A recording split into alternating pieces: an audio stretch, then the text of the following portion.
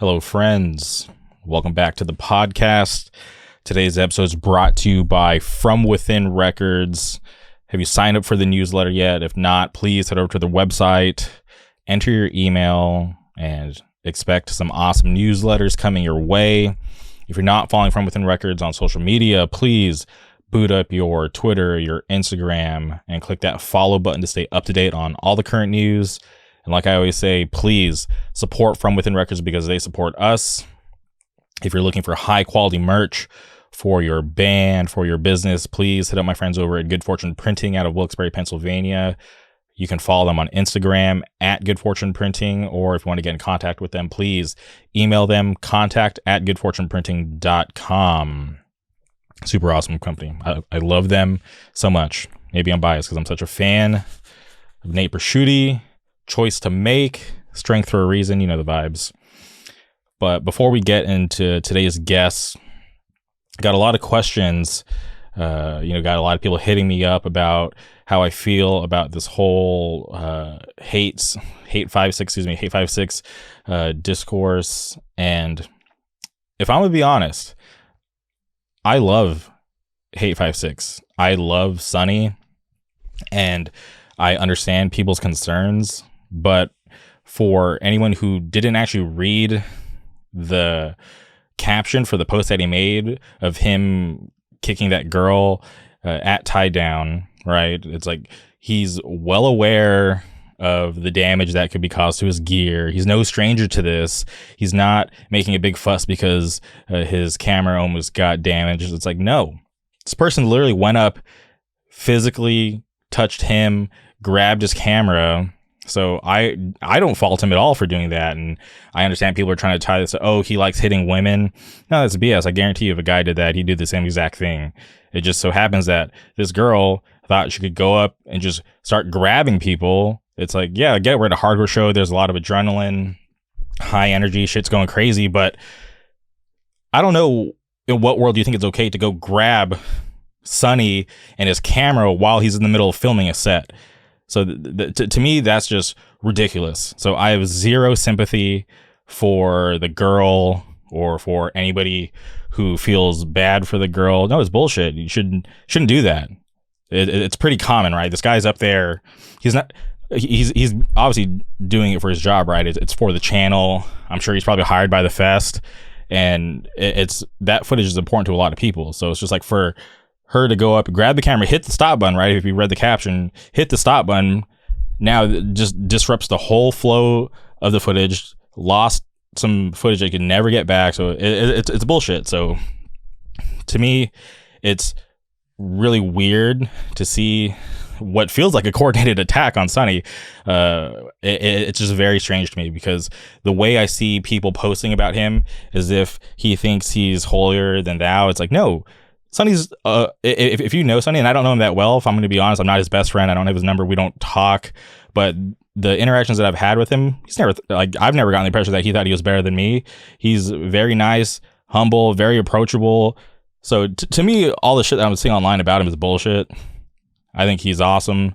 And for what he does for hardcore, it's pretty important. I see a lot of people trying to say that he's not that important. Yeah, I beg to differ. I feel like the scene would look a whole lot different if he wasn't around. And I see people trying to pocket watch, see how much money he makes. And I get it. People want to get upset that he's making money off bands. You can go ask him to not film your band, to take videos down from his platform. He'll do it. If you go to his website, read his frequently asked questions, he even says like certain videos he's been asked to take down, he's taking them down. So I feel like that option is there, that people just don't realize it. It's not like you show up to a show that he's filming, you have to be filmed. You can go ask to not be filmed. It's fine. And also, I'm not a fan of Patreon.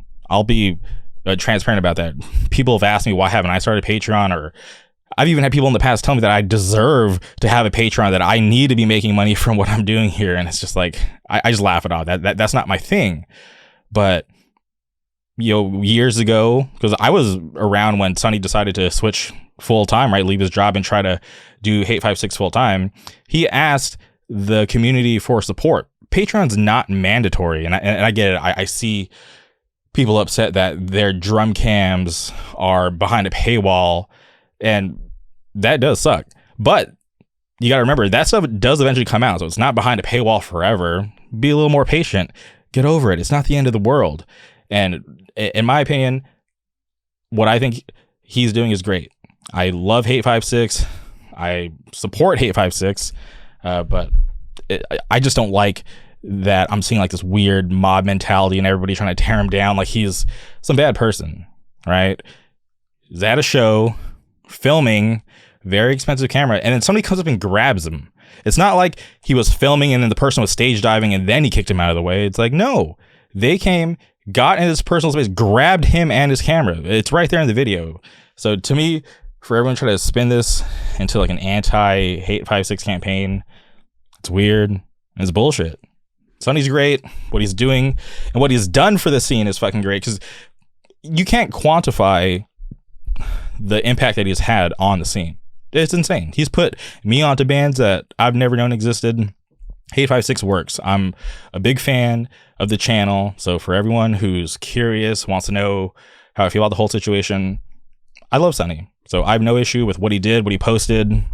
And I don't have an issue with him making money on YouTube, because trust me, what he does with all the filming, the editing, if you're not in the know, it's all him, right? It's obviously he'll have some people help with the audio engineering, which they get paid, and it takes a lot of work, right? Because he travels around the country, and yeah, he gets paid to do it, but it's none of that's free.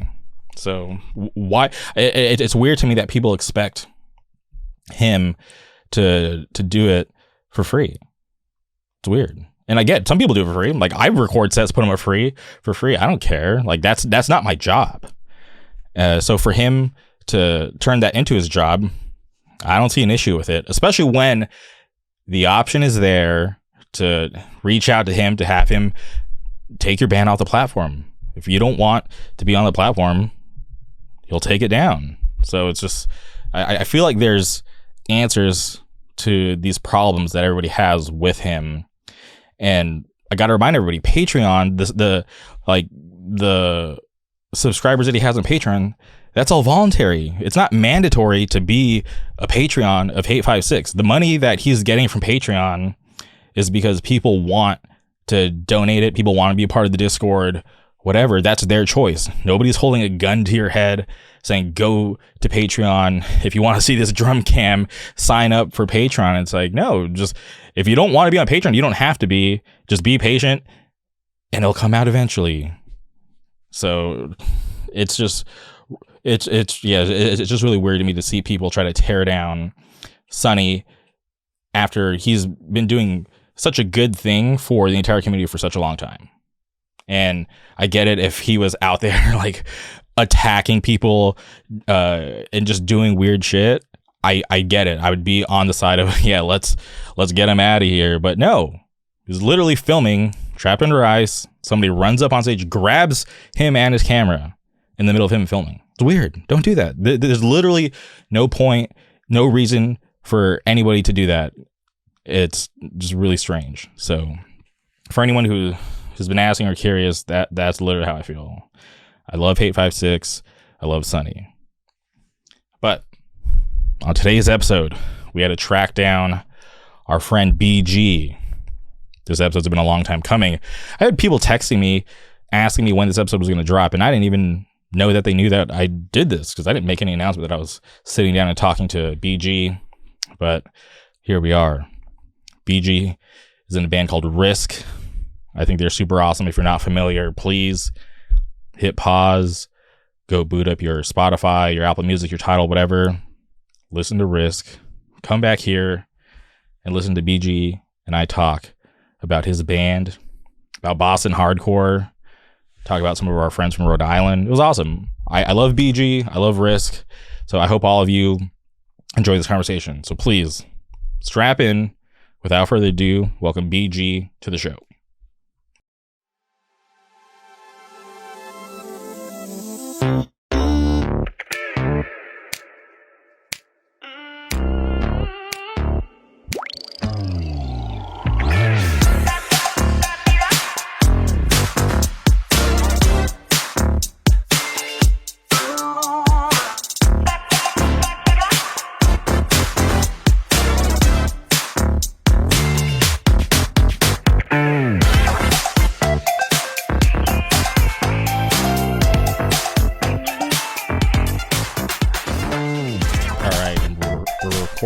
Welcome to the podcast.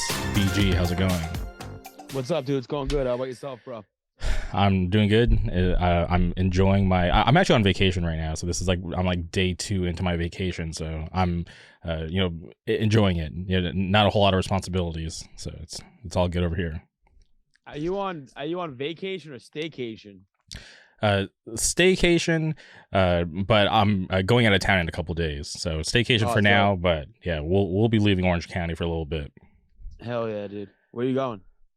Going to Palm Springs. Gonna go visit my parents. Oh, fuck yeah, dude. That's awesome.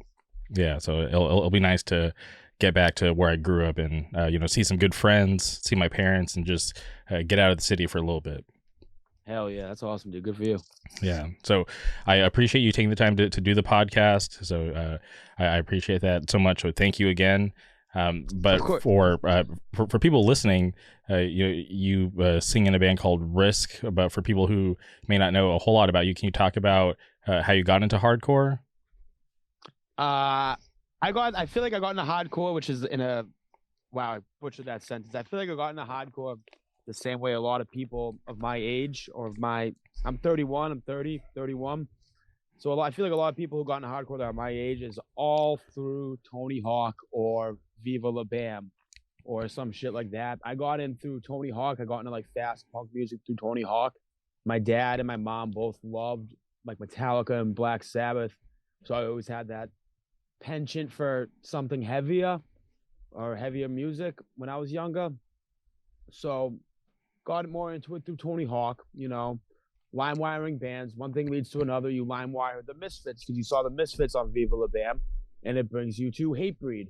And then Hatebreed brings you to Blood for Blood and Death Before Dishonor. And that's kind of how I got my segue into listening and discovering newer hardcore bands. I would look up Death Before Dishonor, for example. I'm wearing the sweatshirt, so that makes it so easy to remember what band I was talking about. You could find them on MySpace and then look at their top 8 and go, oh, DBD, they're boys with this band called Colin of Arabia. That band must be fucking dope too. Oh, Blood for Blood, In Remembrance, like all these bands through that branching out of MySpace and LimeWire. And when you're discovering these bands, were you, aware that these are local bands from your area and that there was this, crazy scene going on at that time? Absolutely not. When I first found Have Hot, I thought the dude was a millionaire, and I thought he made millions of dollars off of doing Have Hot before I saw the band and realized what hardcore was. I thought these guys were all like millionaires that played with like fucking Guns N' Roses. That's crazy. And have you lived out in Boston your whole entire life? I lived in Brooklyn for like 4 months. I chased a girl. I was dating in Brooklyn when I got out of high school. I've lived in between New Hampshire and the Boston area for basically the entirety of my existence. I just moved back up to New Hampshire because it's 1,000 times cheaper and it's way nicer. So I've always been in back and forth between those two places. For sure. And I can feel you on the, housing being cheaper because where I live, it's super expensive. I have this dream of leaving California at some point, even though I never would have imagined that I wanted to leave, but it's so expensive. I often think about living somewhere else that's way more affordable and just as nice. Yeah, dude, I totally get that, bro. Especially California. California must be so, like you said, Orange County. So Orange County is that's probably more expensive living in Boston. My rent in Boston was $1,800 a month for a 1-bedroom. I'm not too sure what it is in Cali, but I imagine it's pretty comparable. Honestly, you'd be lucky to find something like that in Orange County. Shit. Yeah, average price is a little higher, but not too far off. So it's pretty similar. Yeah, I get that. Sure. Okay, so when you're younger, how did you find out that Have Heart and all these bands weren't millionaires and that they were just these local bands, doing what they could? So obviously I was into Tony Hawk, so I was into skateboarding, and I graduated from skateboarding in my driveway in my neighborhood to skateboarding across my hometown of Billerica, Mass, to the Billerica Skate Park, where lo and behold, everyone there is into hardcore and punk. And I think I showed up I think the first time I showed up, I was maybe 8th grade, and I showed up wearing a hymn shirt.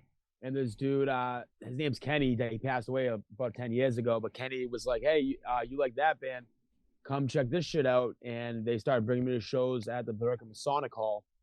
And it would be like Guns Up, Black My Heart, Half Heart, Shipwreck, some other band. And that's kind of was my first footprint into hardcore, actual live hardcore, and being like, oh, these are just regular guys like me who are just like also mad all the time, just like me. So it clicked. And they also have no money because they're playing for like $40 in Billerica, you know what I mean?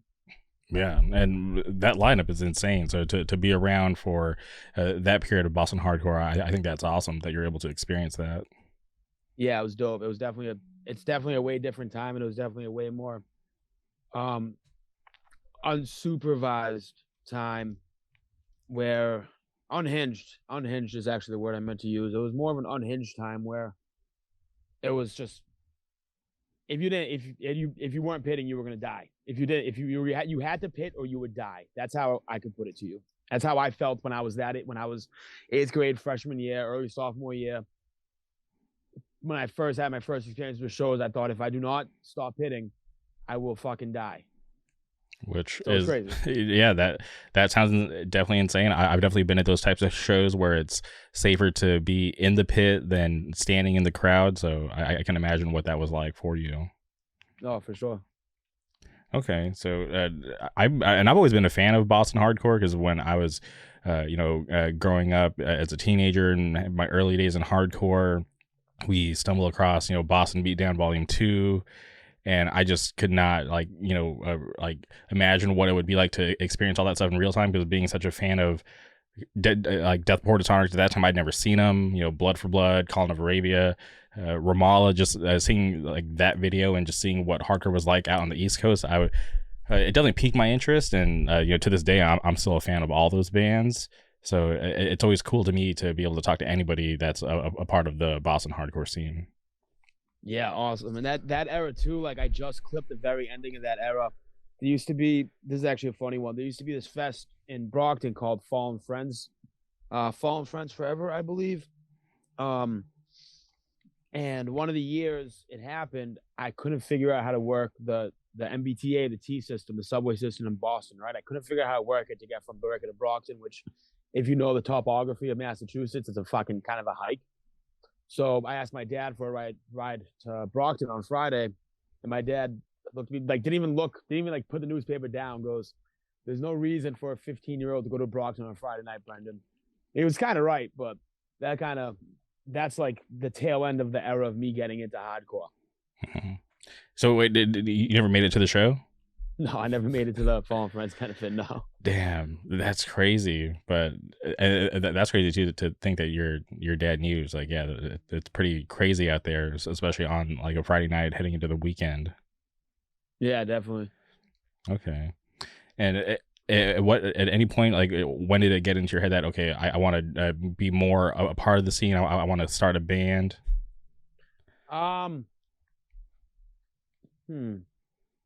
I think I always kind of wanted to. From when I got into hardcore, I always thought it was really cool, and I always thought it was really interesting.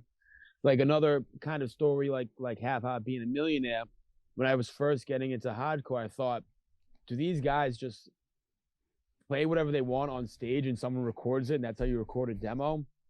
Like I didn't know how it worked, and it always piqued my interest. And maybe about in 2009-ish, I think, I was watching this band Hammer Bros, a legendary Massachusetts Merrimack Valley hardcore band, and they were like one of the bands that when I was getting into hardcore, like their lyrics really resonated with me, so to speak, right? Like I was like, man, this is the real deal. This is what I want. And I found that through Hammer Bros. And when I was watching Hammer Bros one time, I was like, I think I want to do what that guy's doing. I think that's what I want to do. So yeah, I would say that. And as far as getting more into like helping out around hardcore, because you start a band, you're not doing anything. You have to still, like, that doesn't just help the scene. If you just start a band around like maybe 2013, 2012, I got really interested in the process of booking shows and kind of doing what you can to help progress the local hardcore scene. And I basically took everything I learned now everyone's learning. I'm still learning. I'm still figuring everything out every time I book a fucking show. This dude, Josh Hines from Anchors Up, and I would see how he would do everything, and that seeing how genuinely he cared about all the bands and how much he was stoked on hardcore made me want to do the same thing he was doing, because I felt so strongly about hardcore. I wanted to help out more because of how much I saw it made him like it made this dude's fucking day. Does that make any sense? I know I just ranted for a little bit.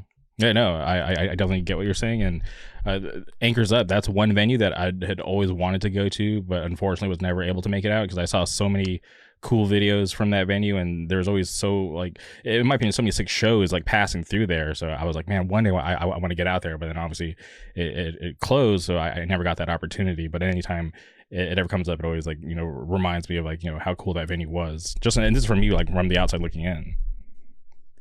Anchors Up was like we were really spoiled in Anchors Up. You know, anytime I see any of the kids that we used to go there, it's kind of like a high school reunion. It was the same group of 20, 25, 30 kids who helped run and maintain the venue. And it was basically the same group of kids for fucking almost a decade at that, right? Maybe not a decade, but like 7 years, 6 years maybe. Same group of kids who just always were there, always helping out. And, you know, you'd get these sick ass tour packages. Terror Rude Awakening played. Rude Awakening's record release show was like Cruel Hand. It was Cruel. Nope, it wasn't Cruel Hand. I'm sorry. It was Cold World. Cold World, Rotting Out, Harm's Way, and Foundation. It was that year. It was that summer that they all put out they all put in an LP. So it was like a wild. There'd be dope shows like that. Then it'd be like local band shows where you could have 5 bands play, and at least 3 guys in each band playing all the bands. You know what I mean? Does that make sense? It was just like hardcore for hardcore kids, done by hardcore kids. Yeah, for sure. And is this where, like, Vanguard booking comes in? Because, like, can you talk about how that all got started? The kids with Vanguard, I joined on with them because Anchors Up started being a venue 2015, if my memory serves me correctly. So more shows transgressed from the Merrimack Valley area, which is close to New Hampshire, to the Boston area. There was always kind of shows in Boston all the time, right? The Mideast Hardcore Stadium, you know, 2 examples of 2 legendary hardcore venues in Massachusetts. But basically every show package went down there. And you'd have your random VFW sprinkled throughout, right? But more or less everything went down there. And after COVID, I started noticing the extreme uptick of younger kids at shows, and they were just putting on their own shows. They were just all young kids who were psyched about hardcore. So I befriended them, and I was like, I would like to book shows with you guys because booking shows is fun and cool, and you guys are just like all young, sick kids who are just all psyched about hardcore. So that's kind of how the Vanguard thing came. It was honestly like their thing, and I jumped into it because I like booking shows too, and everyone wants to help out. So it's one of those moves that just made sense. Yeah, and booking shows can be challenging, and this is someone with some experience. I have talked about how I did it out of necessity because there was so many tour packages coming through Southern California. Obviously, it's a destination spot, but people want to play LA, and Orange County often gets overlooked.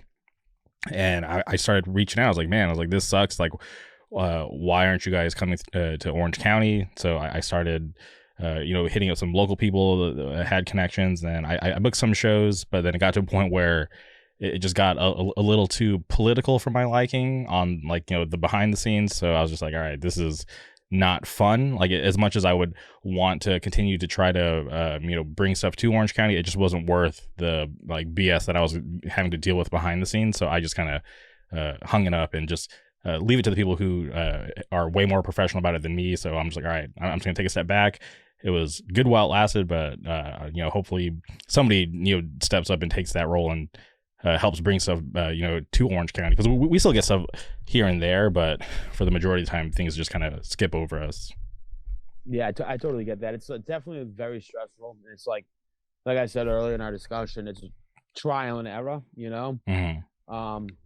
I forget the first show I booked, but I remember thinking all I have to do is just bring one flyer to their show, because I would go to Anchors Up and there'd be like a little stack of flyers. So I was like, if I just put one of my flyers there, everyone will show up, and like maybe like like 12 paying people showed up, and half of them were like our like girlfriends, you know what I mean? Like it's a big like trial and error thing for sure. And like sometimes it works out, sometimes it doesn't. Sometimes I'm like, wow, I never want to book a hardcore show again, and I never want anyone to hit me up for shows ever again. And sometimes I'm like, this is the only thing I ever want to do, and I wanted to do this for the rest of my life, and I want to do this for a living if I could. Is that, you know what I mean?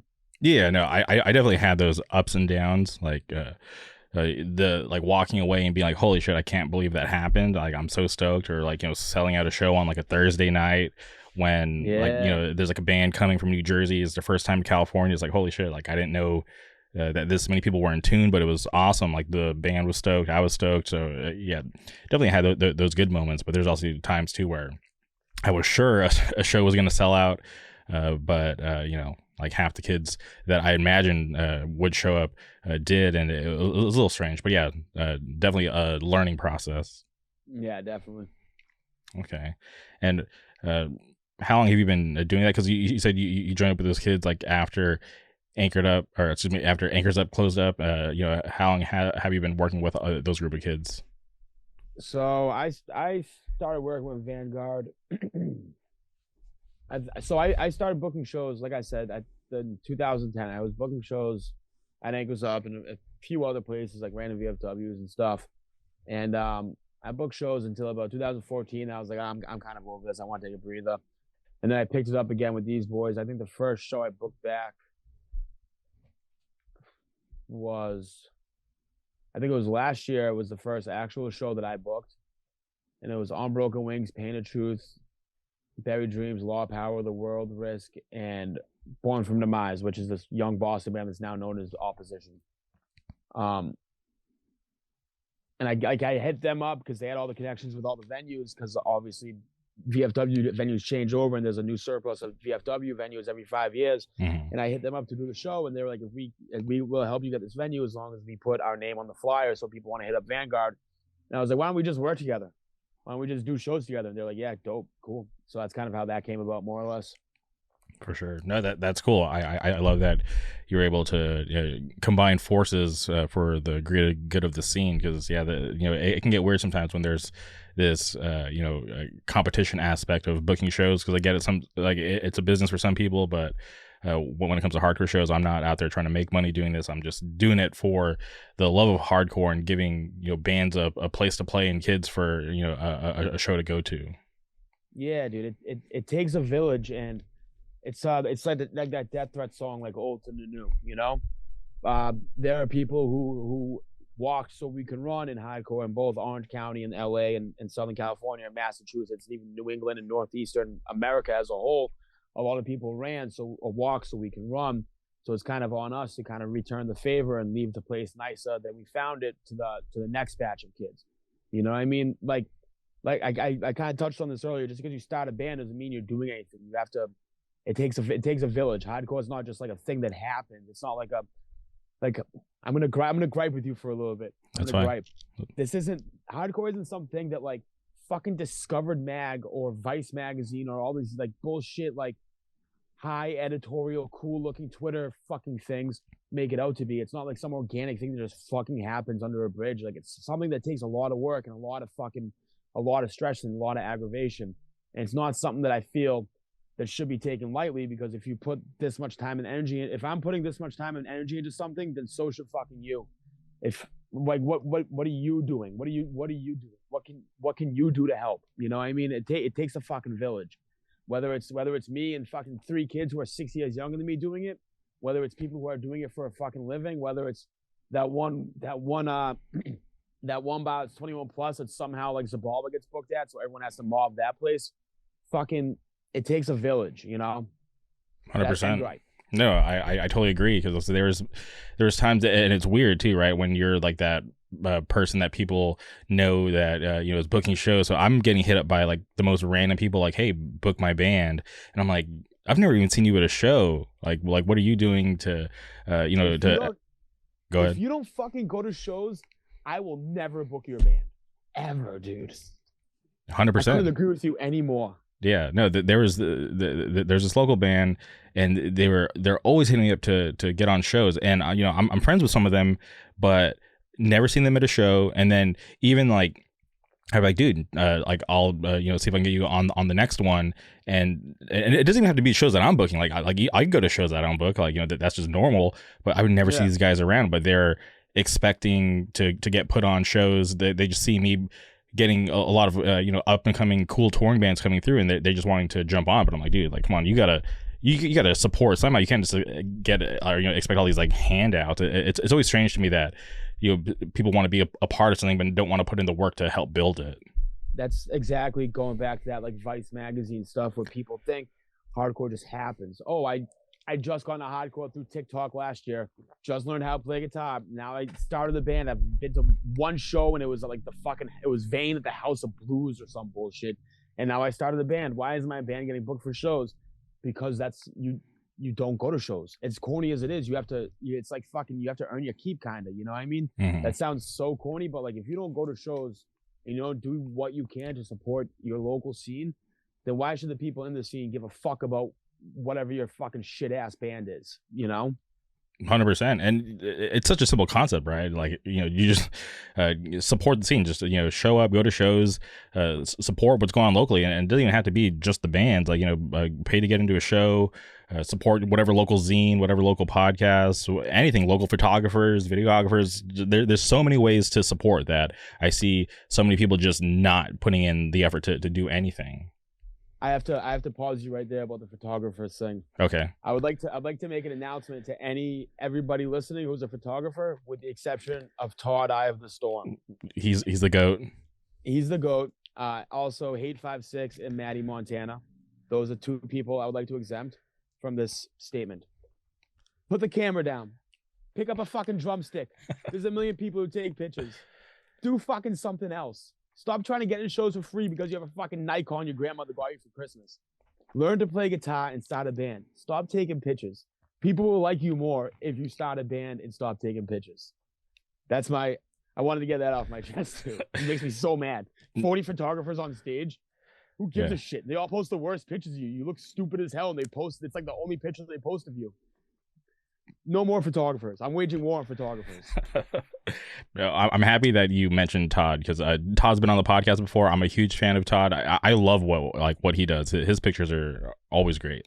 Have you ever heard of Todd's band? Have you ever heard Todd's band? No, I've never listened to his band. Okay, Todd, I don't know how many shows they played. I think I only caught them once, but he played in this band called Test of Time. Maybe their demo came out 2013, late 2012. It's exactly what you'd expect from Todd. It's fucking badass. I haven't listened to it in a while. I can't believe it just popped in my head, but Test of Time. That was his band name.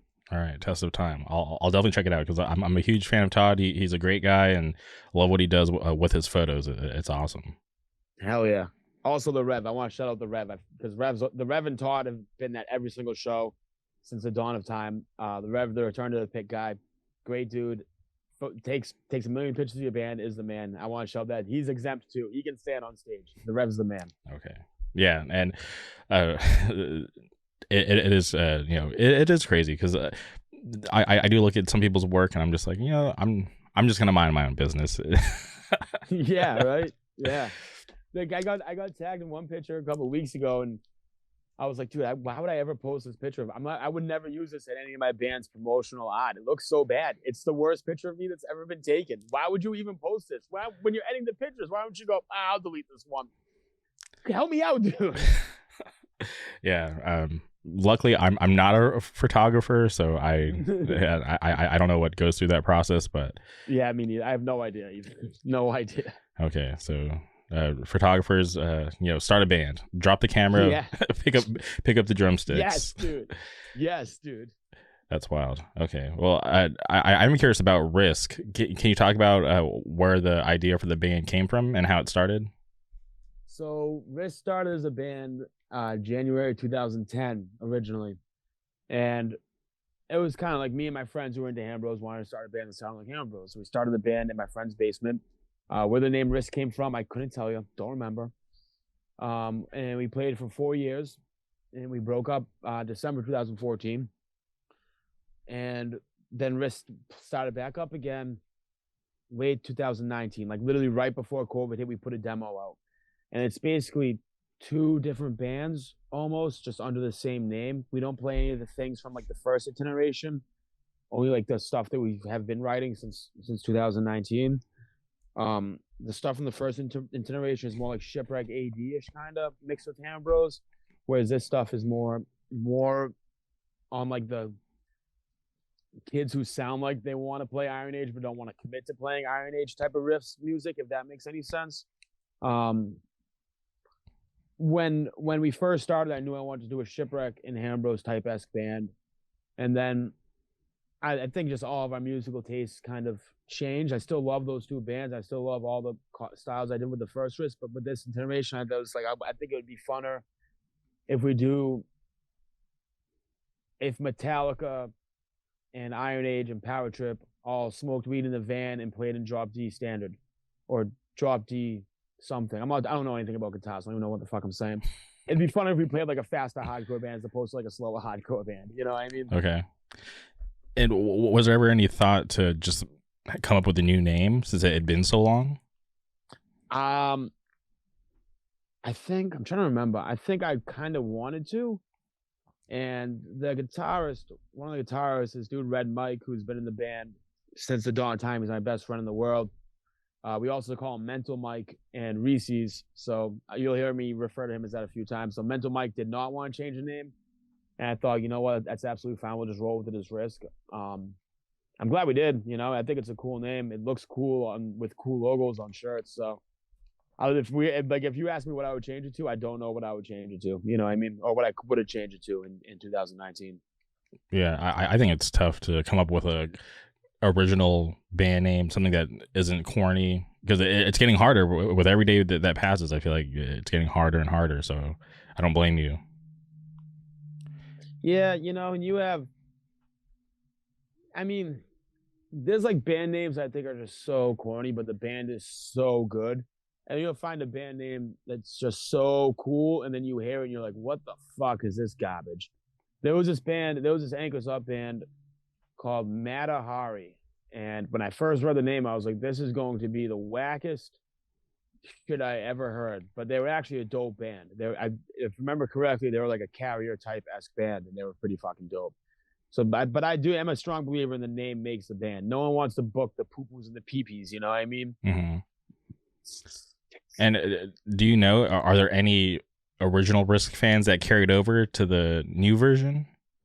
Yeah, I mean, basically like everybody we're friends with, I would say for the most part. I wouldn't say we lost any particular fans who from the music style change. I think anyone who were lost, they're not fans of us anymore because they dropped out of hardcore like losers. But I don't think there was really any sort of fall off in that category. We weren't like a big band in the first iteration. We really just played Anchors Up like once a month, like did a few weekends here and there. We really didn't do anything major. So I think any fan we have now is still, who's been a fan of us, has just been with us because they're our friends. You know what I mean? Mm-hmm. Yeah, no. I think that's the best way to put that. Yeah, and it's nice to have that support too, because it's weird when you have friends that don't support what you're doing. Yeah, definitely. I mean, I don't expect every single one of my friends to come to every single wrist show and March Super. I don't expect my friends to fucking pop off to every single wrist set. I'm 31. I'm a little bit older in hardcore kid years. Mm-hmm. Half the people I grew up with and half the people who were with me for the first generation of Risk have kids and like things like, I don't know what a 401k is, but they got those, like they own houses and shit like that. So like they really can't go to every single hardcore show. They can throw a like, shoot me a text. That's more or less, that's kind of good enough. You know what I mean? I'd rather that than nothing. So yeah. Okay. I wanted to talk to you about Monologue of Misery. Can you talk about what that process was like to create that record? So before Risk broke up originally, the last thing we did was this 5-song EP called From the Depths. Right. I'm gonna delve a little bit. I'm gonna get into some lore real quick. So From the Depths, I really wanted to write a concept album. And I wrote it about, like, if you walk up a hill or a mountain in the rain and how much it sucks, you get to the top of the mountain, you see the sun break, and you're like, okay, now what? So lyrically, the way it went is like the last lines of the first song were "No cold can't stop me." The first words of the second song are "As the cold sets in." So it kind of tied like that to each thing.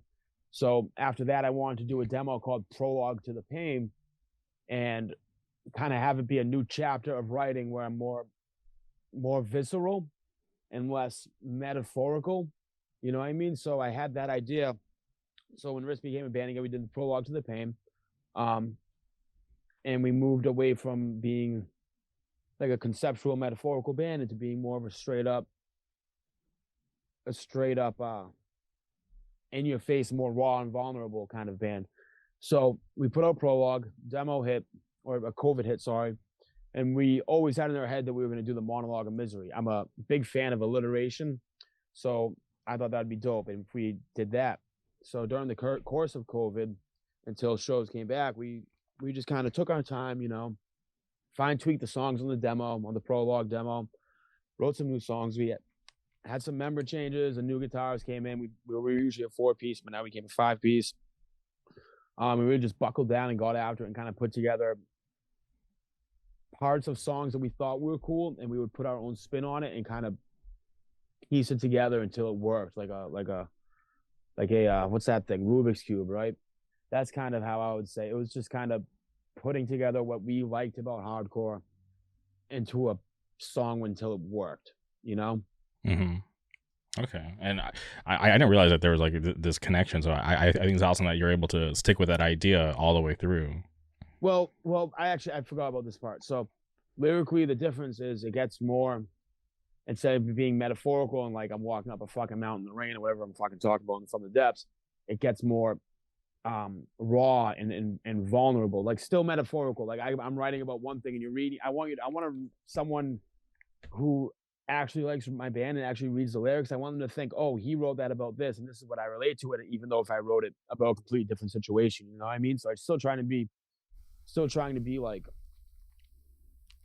metaphorical without being overly metaphorical. I've fucking, if I had a dime for every time I said metaphorical in this podcast, I've had like $50 at this point, right, dude? But like trying to be more raw and more open and more vulnerable lyrically than before, but without losing or compromising the integrity of having almost a conceptual metaphor with the lyric, if that makes sense. Mm-hmm. And I'm curious about the last track, right? Because there's some singing at the end, which I thought was which caught me by surprise. Because I listened to the whole record, and then when it got to the end, I was like, "Is this the same record?" But I enjoyed it. I was pleasantly surprised. I'm like, "Oh, this is cool." I kind of wish they did more of this. Is that something that you wanted to save for the very end of the record? Or is this something you want to do more in the future? Yes. So I wanted to write the record as if it kind of like it was a book. You have a beginning, middle, and end, right? And I wanted to have the record being placed like that. And I always liked bands like In Remembrance and The Carrier and Killing the Dream, but Risk has never been melodic, emotional style hardcore band like that. Mm-hmm. I take that back. Risk is an emotional hardcore band. I'll say that straight up. Risk is if anyone disagrees with me, they can't, because I'm there. Mm-hmm. You know what I mean? Like a melodic hardcore band. And we got this idea that the last song on the album would be more of a slower ballad with more visceral lyrics and the clean singing. My friend Maddie, who sings in A Loss for Words, he also fronts the hardcore band The World. Me and him got together, and I came to this idea where I was like, I want this breakdown where it's just like a slow melodic breakdown, and I think I want you clean singing over it, because that sounds miserable. That's going to sound so haunting and distraught, and there are bands who do it, but I feel like bands don't do that melodic style anymore, especially not with clean singing anymore, and they don't put it on the middle or the end of a fucking faux thrash hardcore record, you know what I mean? Mm-hmm. And is that something that you would like to continue to do with the next record, or any future songs? Because I thought it was awesome. I don't think we would do that style again. I did have an idea to do like there's a song, I forget the singer's name, but the song is called Diamonds and Rust. If you listen to that song, you're going to be like just so upset because her voice just cuts you like a fucking knife.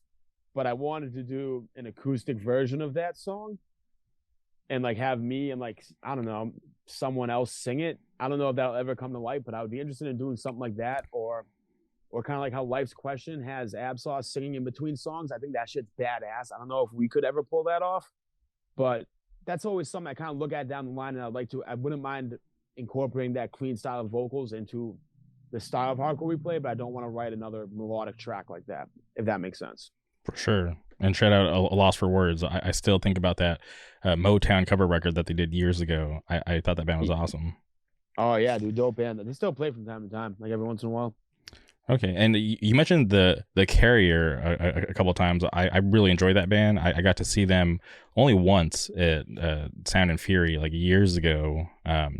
And I wish more bands would try to emulate that sound, because I just love that band. There's a video of them. I think it's still up. Hate 56 filmed them. I think it was like This Is Hardcore 2009, and like the singer throws up in like the second song, and I'm like, this is fucking crazy. He just throws up, it acts like it's like not a big deal, and just continues the set. I'm like, this is fucking crazy. I'm not gonna lie to you, I throw up in my mouth like all the time when Risk plays, so I totally get that. And as far as style of hardcore that the Carrier played, I feel like hardcore trends musically come and go within like every 7 to 8 years, you know what I mean? I think that style was due for a comeback. I think you'll start hearing more bands playing more of the Carrier type songs. I wouldn't be surprised if you see a band within 3 years come out playing shit like that, and they're fucking huge, you know? That's just not what's in right now, I guess. You know what I mean? I really can't think of a single band that really plays a Carrier-esque style of hardcore, at least plays it good, off the top of my head. But I'm sure bands like that are going to make a comeback. Like, hardcore styles come and go. I felt like from 2014 to 2017-ish, all bands were like taking the route of Power Trip, and now you hear bands reverting back to like more Cold as Life and Madball-esque riffs, as opposed to more power trippy type riffs. It comes and goes. I feel like maybe this is just my own observations, but that's what I think. No, 100%, dude. As long as I've been around, I've seen every style of hardcore be the popular style. So you're 100% right. Like, yeah, it's just this wheel that's slowly spinning. And the Carrier style will have its time. Youth Crew will have its time again. So yeah, it's just constantly flowing. Yeah, definitely. I agree with that. Okay. And, with this Monologue of Misery came out last year, you guys been able to, tour a bit on it. Honestly, the whole reason why we're here is because you did a run with a band called Ankle Biter. Can you talk about, how you linked up with that band? So, Ankle Biter I think that demo came out about a year ago, maybe this week or about a year ago, and I ran into Bertles and Evan, who I called Nicky Ice and Evie Two-Steppy, it might have been this day a year ago at the Chisel. Maybe the Chisel played. Yellow Stitches definitely played. That's the only band I can think of that definitely played at the Mideast, and we just like shot the shit for a little bit, and we were just like, shoot the shit every now and then on Instagram. I'd see him at shows every once in a while, and the idea came about for Risk and Ankle Biter to do a weekend, and the only available weekend to do it was beginning of March. And we were we had a Europe tour announced, so it would be just when getting back from Europe. And I was like, I'm not too sure if we can do a full weekend or a full 3 to 4 day thing. I don't even know if our bands can do it.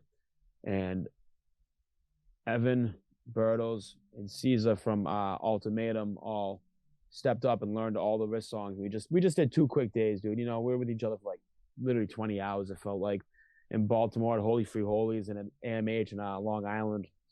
And they crushed it. They fucking set it off, I think very highly of those kids. Rachel, Logan, Trang On, fucking Harrison too from Ultimatum. I think very high of those kids. I think those kids are the actual next generation of hardcore. I think the band they start after Ankle Biter is going to be the biggest band in the world. I think Nick Bertles is the funnest drummer to watch, and also the most yeah, he's the funnest drummer to watch. I love watching that kid play drum. Both great bands, the Ankle Biter and Ultimatum. Yeah, and a Broken Vow too, because all those kids like fucking playing Broken Vow too. They play in like every single band. Yeah, I'm a huge fan of all of them. I am happy to know them. Evans is actually from out here, so that's how I have a connection to him because I was a fan of Broken Vow, and I was like, wow, that guy looks like someone really familiar. I was like, there's no way that's Evan.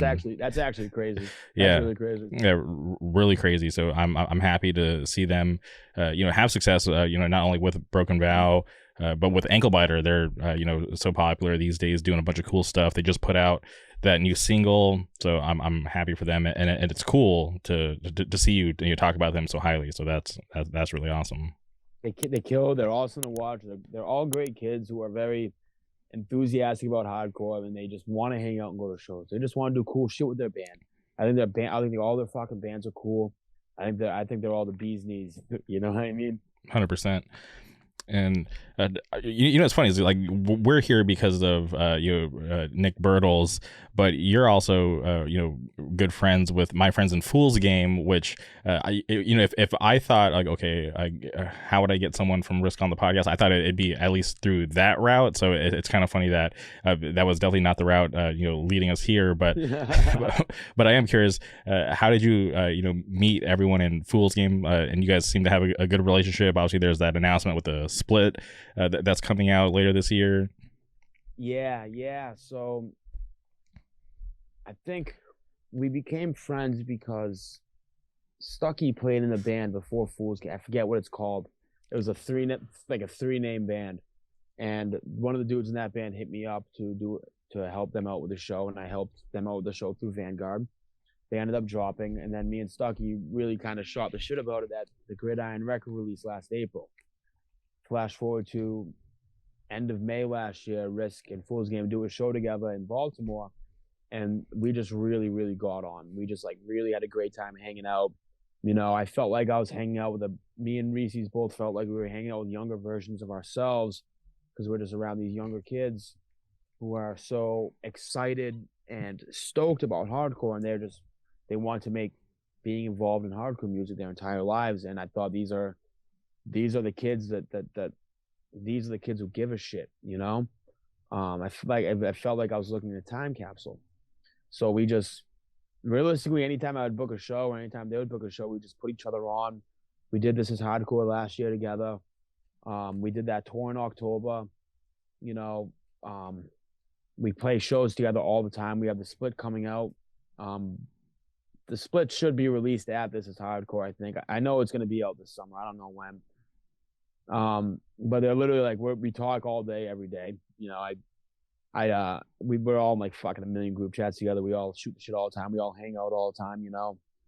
It's just one of those things where we met those guys and it just made sense. It was like we were looking in the mirror. That's awesome, because I put a lot of respect on Fool's Game, because anytime I'm in Pennsylvania, whether I'm in Wilkes-Barre, if I'm in Philadelphia, they're at every show. They're out there constantly supporting, showing up, and it's wild. They're at every show. They mosh so hard to every band, and they hang out all night long. They're just chillers, dude. They're just certified parking lot situation chillers, dude. They hang out, they do cool shit with hot babes, they mosh hard. Fool's Game is awesome. Yeah, they're always like, we're gonna go to the casino after this. It's the show, then there's a late dinner, then they're like, yeah, we're going to the casino. I'm like, no, I'm tired. I'm fucking I'm trying to get some sleep. Yeah. I like you guys, but I can't hang out forever. I want to sleep. Yeah, dude, I totally get that. Okay, and where did the idea for the split come from? Because I think it's a great pairing for Risk and Fool's Game.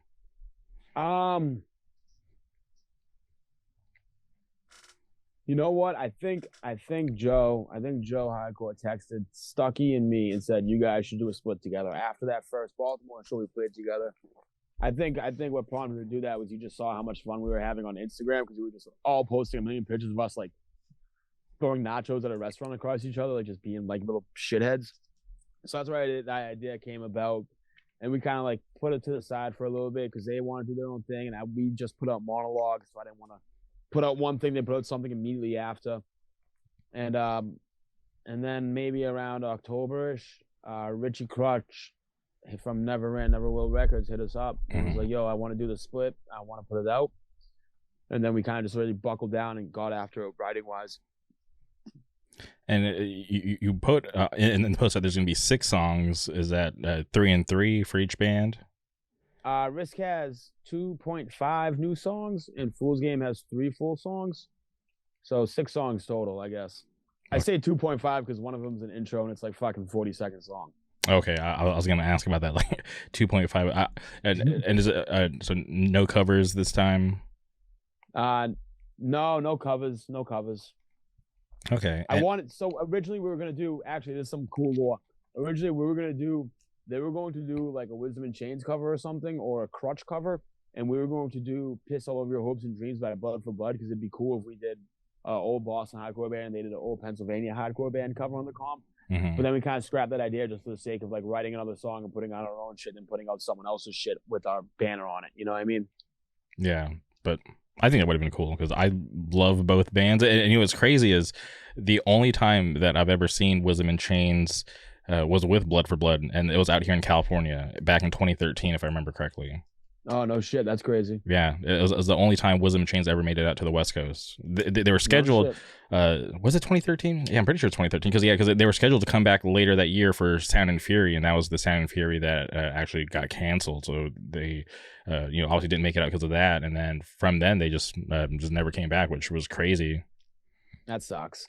I'm sure they'll be back over there sometime. They still do shows every once in a while, right? I think they're playing this hardcore this year. They do shows. They'll be back over there. Yeah, no, I want to see the Wisdom in Chains in Pennsylvania. I want to see them in Philly. I want to see them, in their home state. It gets wild. It's just imagine exactly how you would imagine. They're just fucking 1,000 Pennsylvanians screaming, "Pennsylvania, I love you." It's exactly how you imagine. It's awesome. I love Wisdom in Chains. They put on such a killer set. It's very high energy, and you can tell they're very like very jacked up about that particular set, or whenever they play in Pennsylvania. Yeah, whenever they play This Is Hardcore, that's like the one video where I'm like, all right, I have to watch this because I know it's going to be good energy, and this is always something that I wanted to experience. Because even when they played California and they played those songs, a lot of people were singing those lyrics, which I was very surprised at because I wasn't sure how it was going to go over in California. Even when they play up here, I don't remember the last time they played Mass, but I think the first time I saw them was going back to Hammer Bros. Here, it was Hammer Bros. Sleep Forever record release in April 2010, and that was my first time seeing Wisdom in Chains, if I'm correct.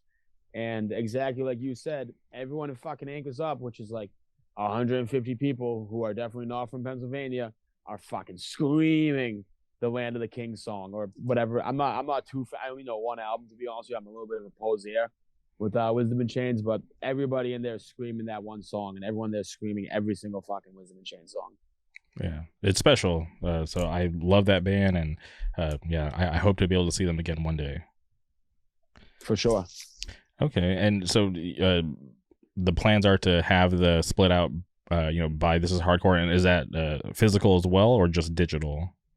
I want the digital out immediately. It's been we're just like waiting on the plants and shit like that.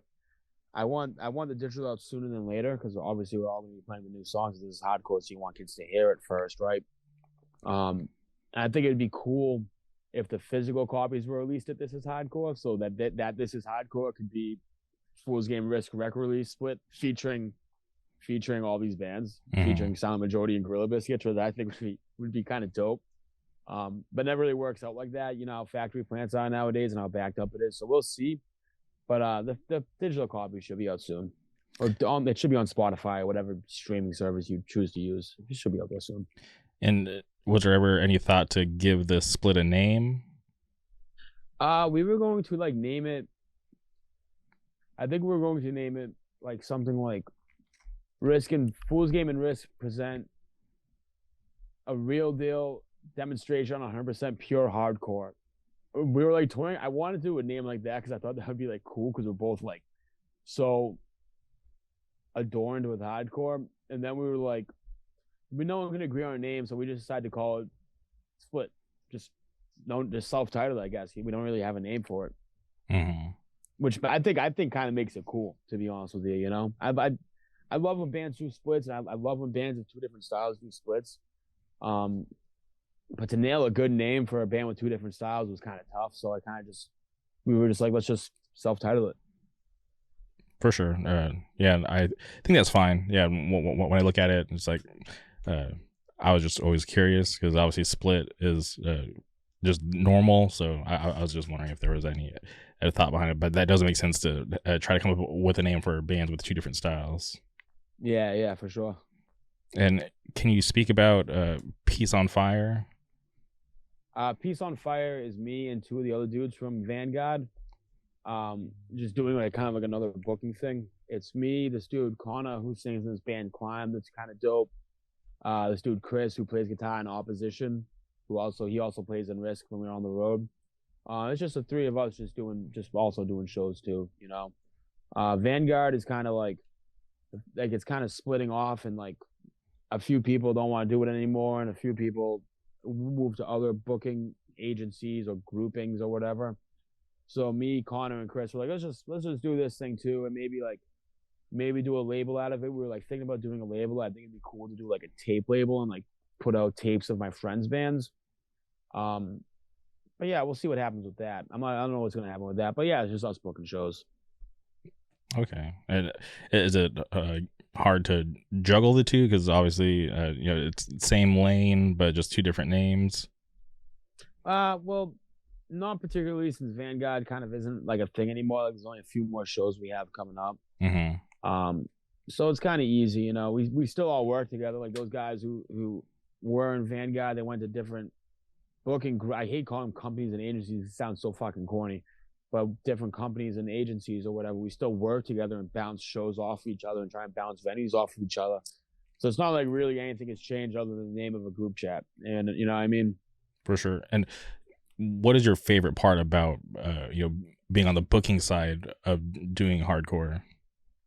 I get really excited when I get the show together and I get the flyer made and I get the flyer sent to you, and you announce a show on Instagram, you post it, and then you see every motherfucker's story being that show that you and your friends put together.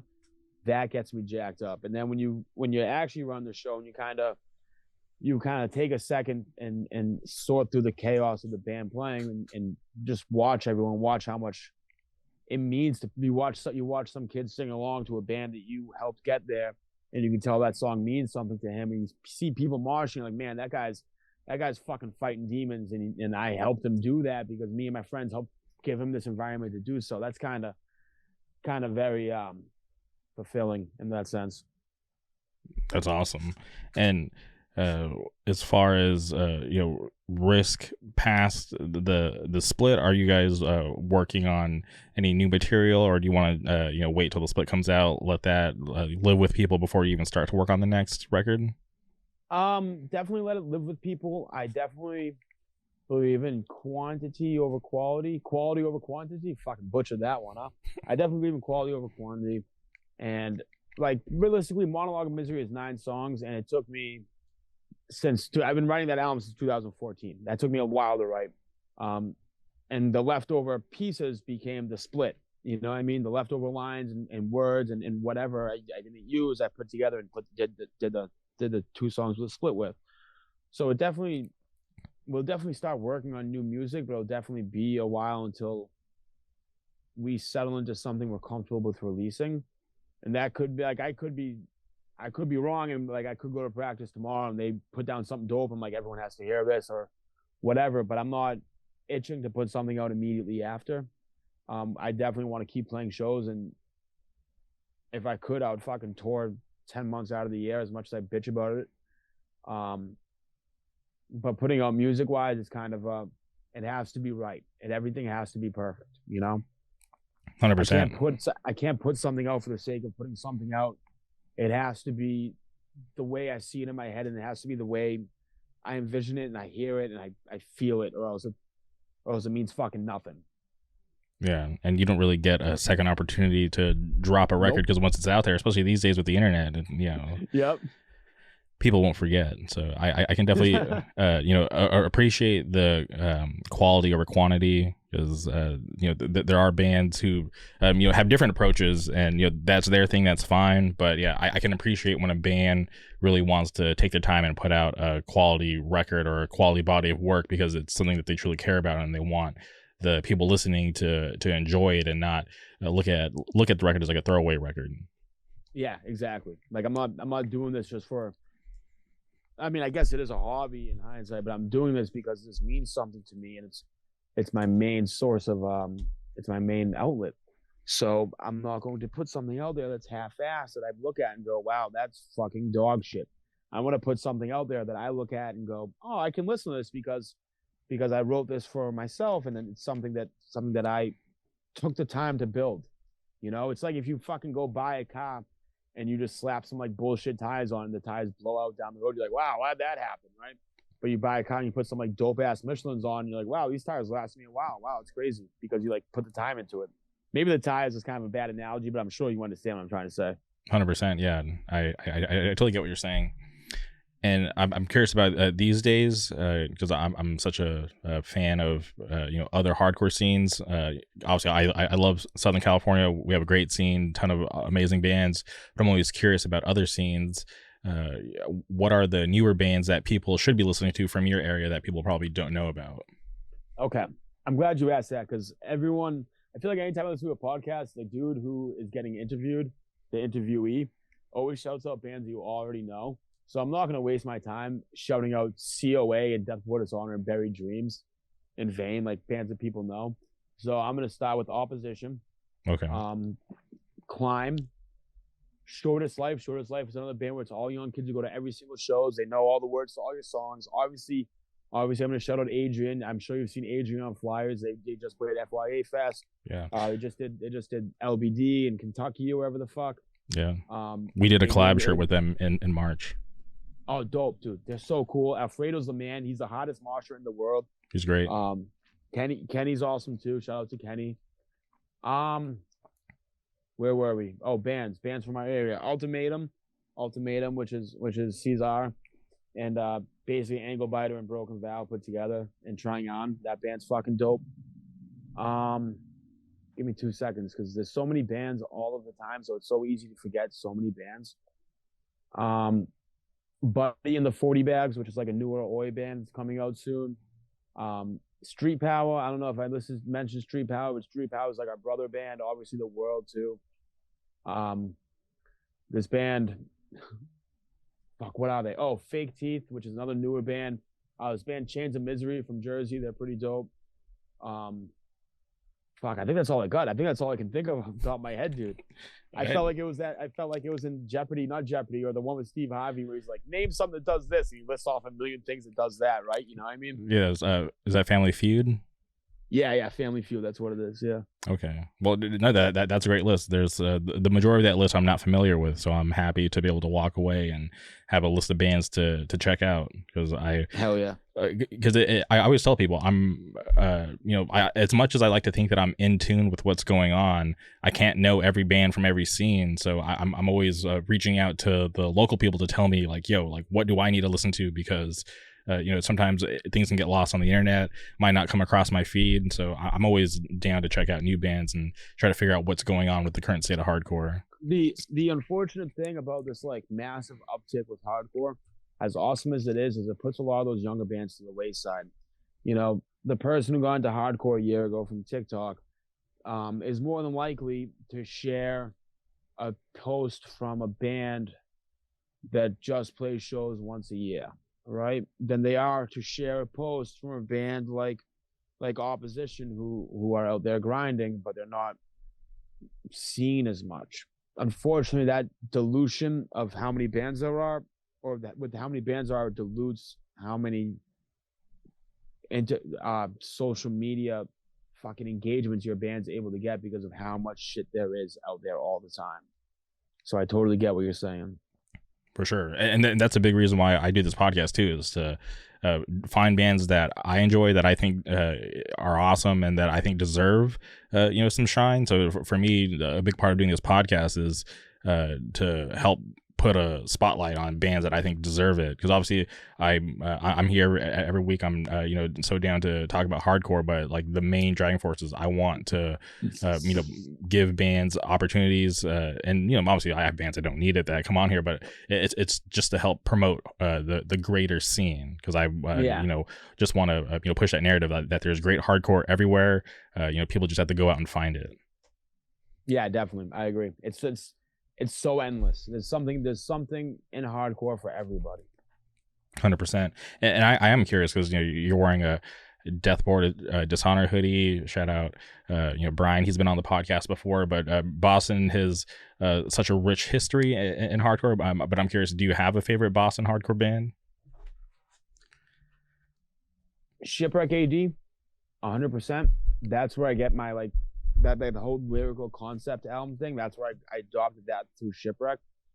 I would put them number one. As far as there was so many sub sects of hardcore under the umbrella of Boston hardcore, right? So I would put Shipwreck AD number one. I would put Hammer Bros, even though they're a Merrimack Valley hardcore band, which is, like I said, close to New Hampshire. Who gives a shit? It's still in Massachusetts, so whatever. I would put Hammer Bros number two because that band is, like I said, the band that made me want to be in a band. They're the angriest band you'll ever listen to. Boys became men when Hammer Bros would open up with Animal. When you get off the podcast, I want you to listen to Animal by Hammer Bros and go and let me know how terrifying it is. And then I'm gonna give one more band. And it's another band that sounds extremely fucking angry that gets pushed to the wayside now. Is New Lows. I don't think there was a point in time where New Lows was the hardest band to come out, in my opinion. New Lows, definitely. I was able to see them at Sound and Fury. That band, yeah, they were fucking awesome. Wild, dude. Mm-hmm. Okay, well, I hope people who are listening that aren't familiar with, Shipwreck AD or Hammer Bros or New Lows checks them out, because those bands were awesome, still awesome. So I hope people who are not familiar take the time to check out those bands as well. Hell yeah, me too. Okay, well, I hope to see Risk sometime in the future. I'll be out on the East Coast at some point again this year. For sure one more time, but maybe more than that. But hopefully I'm able to catch you guys live at some point. I think that would be awesome. But before we go, is there anything else you would like to say? I would like to shout out the Hive. I would like to shout out everyone who's involved in hardcore. I would like to shout out you, Jimmy York, for being involved in hardcore and doing what you do. And I would like to say this to everyone listening. Book a show, drop the camera, pick up a drumstick, do whatever you want all the time. No one can ever stop you. That's my sign off. That's my Ryan Seacrest. I'm out. All right. Well, thank you, BG, for taking the time to come on the podcast today. Thank you, everybody, for tuning in. We appreciate you, and we'll be back soon. Goodbye.